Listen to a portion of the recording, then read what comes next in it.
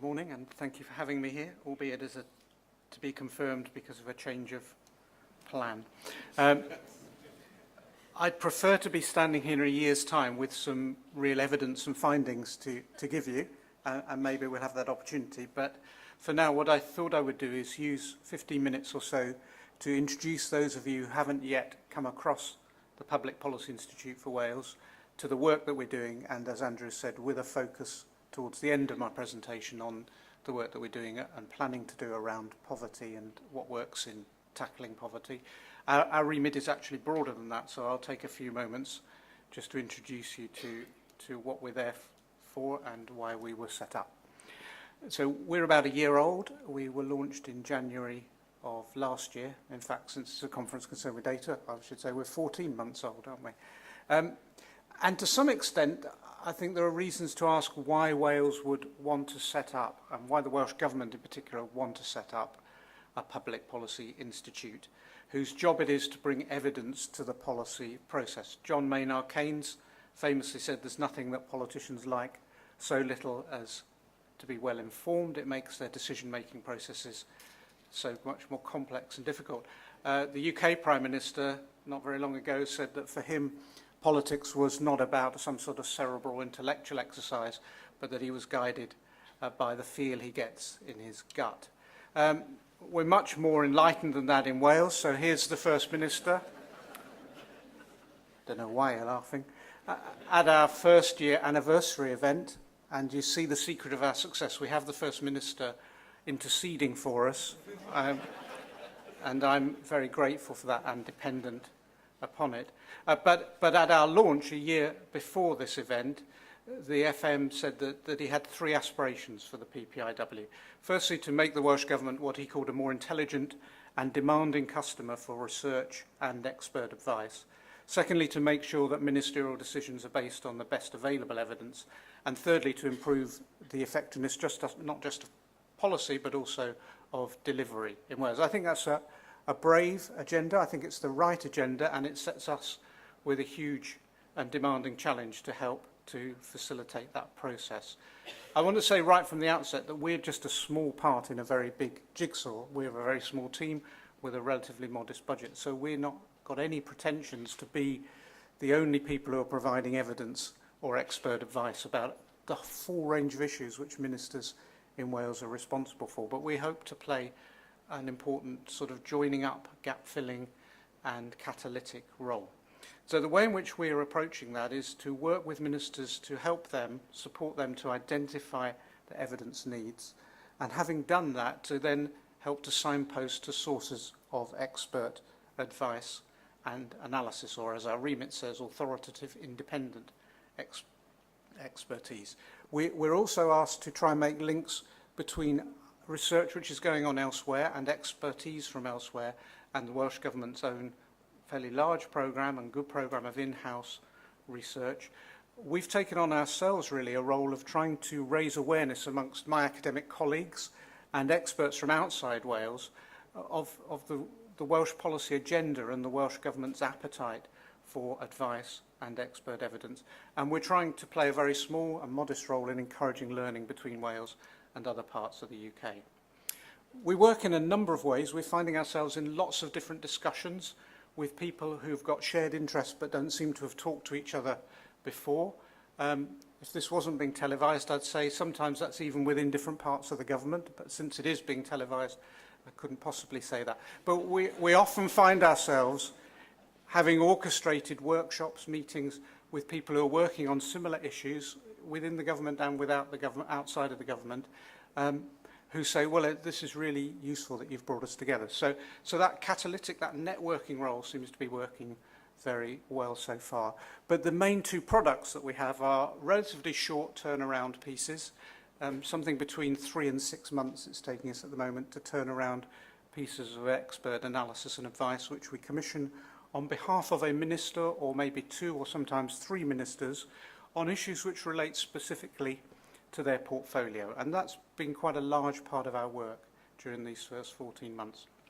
Alongside that, we've suggested to the Cabinet that coming through the issues which ministers have asked us to look at are a number of common threads or themes, and there's no surprise about what those would be: how to promote economic growth, how to tackle poverty, what's the future of public services, what's the role which a government which has the powers which the Welsh Government currently has can play in tackling some of those issues.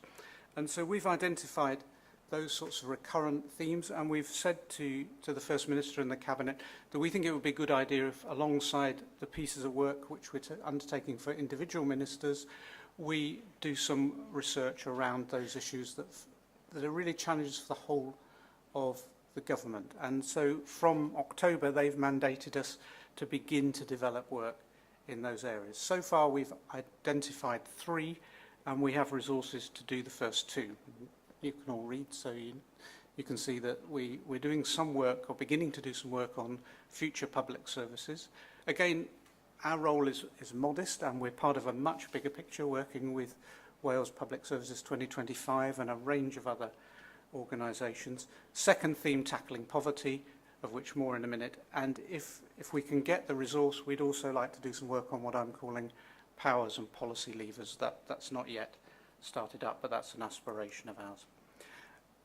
In the first year, we've used quite a wide variety of experts. About a third of our experts have been based in Wales, 2/3 in England or Scotland. There's a not very good map of where they've come from, but I think you know where England and Scotland are. Potentially, we could look across the world for expertise, and I think in due course we probably will be internationalising our network of experts. But we've been pretty pleased with the range of expertise that we've been able to bring in so far. And it's sort of confirmed the theory of change which underpins the design of the Institute, which is that we have a lot of data. Data is very important, and I wouldn't dare come here today and say that data are not important. But we do have a lot of information, we have a lot of evidence. Sometimes what's missing is somebody who will interpret or translate that evidence and say, well, with all due respect, Minister, if I were you wanting to tackle this problem, this is how I might do it in the light of the evidence.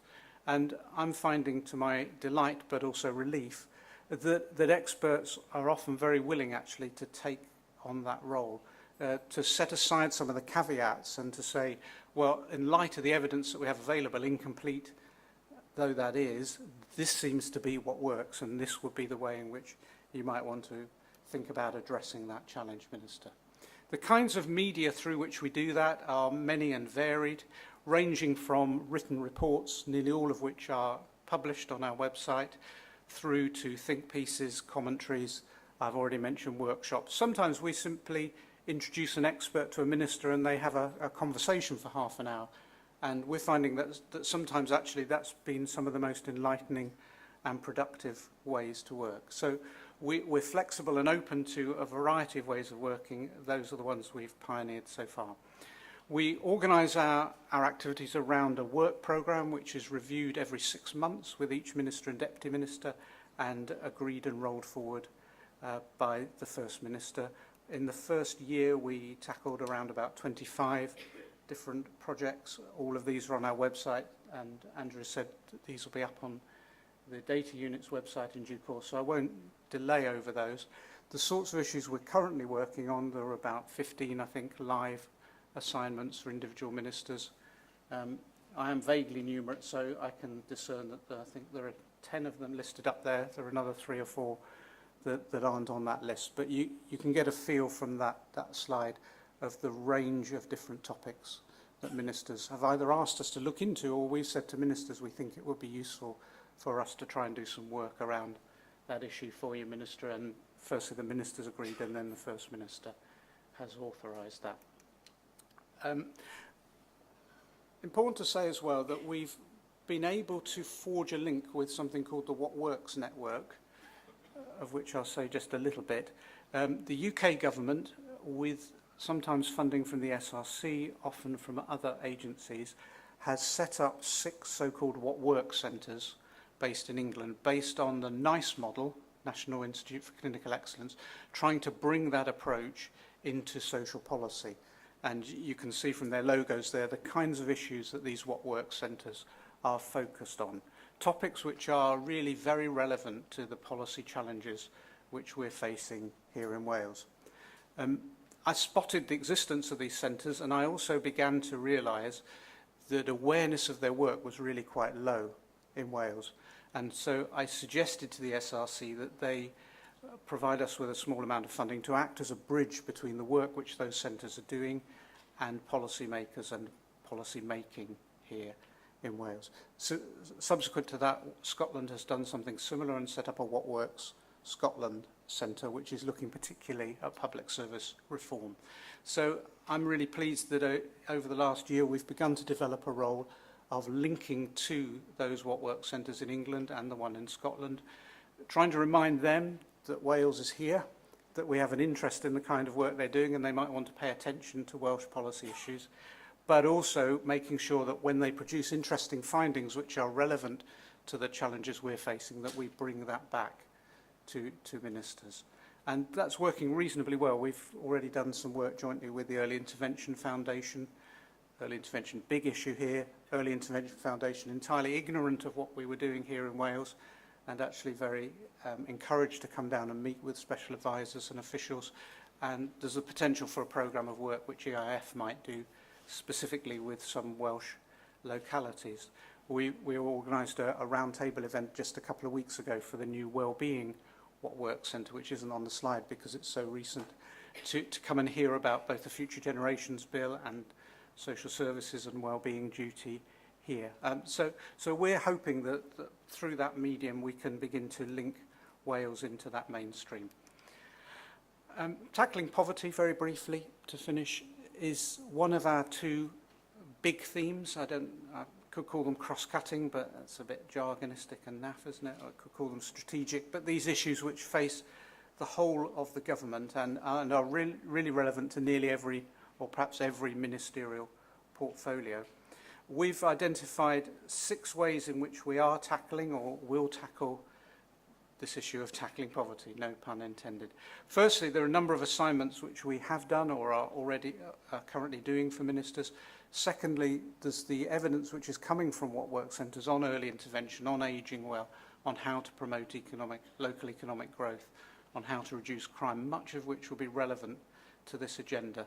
Thirdly, we've done a piece of initial scoping work, talking with JRF, Bevan, the Welsh Government, and others about what they see as the key evidence needs in this arena of tackling poverty, which I'll come back to in a minute. And in light of that, we've commissioned some applied research using some funding, which again, I persuaded the SRC to hand over. So with the SRC funding, we've commissioned 4 research teams who are working reasonably closely with us and who we are trying to promote engagement with policymakers between those teams. Fifthly, we're going to embark on a programme of evidence reviews of our own. And finally, we'd like people to know about what we're finding, so the chance to talk today, but also through other knowledge exchange activities, is very welcome. Here's a list of some of the assignments which we've already undertaken or are currently undertaking for ministers, which touch on issues of tackling poverty. Again, the slides will be available, so I won't say much about that. Here are the 4 projects which the ESRC has funded and which we've jointly commissioned with them. Very relevant to some of the issues we've already heard about today. So there's a team in Aberystwyth looking at data issues and how poverty is tracked, not just at household level, but at individual level. It's an interesting and innovative project with, I would say, a high risk-reward ratio. Be interested to see what comes out of that.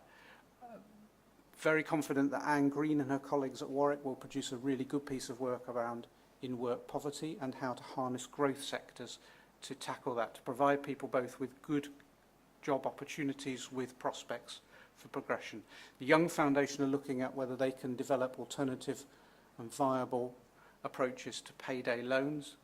And Michael Oxley and his team at Cambridge are looking at how housing providers address the needs of young people at risk of poverty or experiencing poverty. So 4 projects lasting between 12 and 24 months. They started in October. They're really in their initial stages, but we've already been able to generate some good engagement between the research teams and policymakers, particularly in the Welsh Government. We're going to undertake our own programme of research, which we're just beginning to scope. This will largely take the form of rapid reviews of the existing evidence base, not just the academic literature, but the policy and grey literature too, not just Welsh literature, but UK and international literature. And what we want to do is to scan that evidence base and see if we can identify, firstly, some very clear lessons about what works, some evidence about what works cost effectively, and thirdly, to identify key evidence gaps, which might then be addressed by ourselves or more likely by other research funders going forward. My colleague Emir is leading on that. He won't want me to identify him, but you can find him over coffee or lunch to talk through some of that. We're planning probably to focus in the first instance on rural poverty, followed perhaps by in-work poverty, and we're doing that for a variety of reasons, which Emir can explain later if you want. Flick through that and that. Final thing to say, I've tried to emphasise that we're not in any sense trying to take over the world. We want to work very closely with you and as many others as we can. We acknowledge that there are many sources of expertise on tackling poverty, and in truth we're a relative latecomer to this field as a new institute, just a year old. So we've already really welcomed the cooperation that we've had with JRF, with Bevan, with the SRC. We're working pretty closely with a number of other organisations that are promoting knowledge exchange across the UK. So again, if you'd like to be involved in any way, if you think that you could help us to exchange some of the knowledge which we hope to be generating and facilitating, we'd be really pleased to hear how we can work best, both with the data unit but also with those of you here in the audience today. Thank you very much.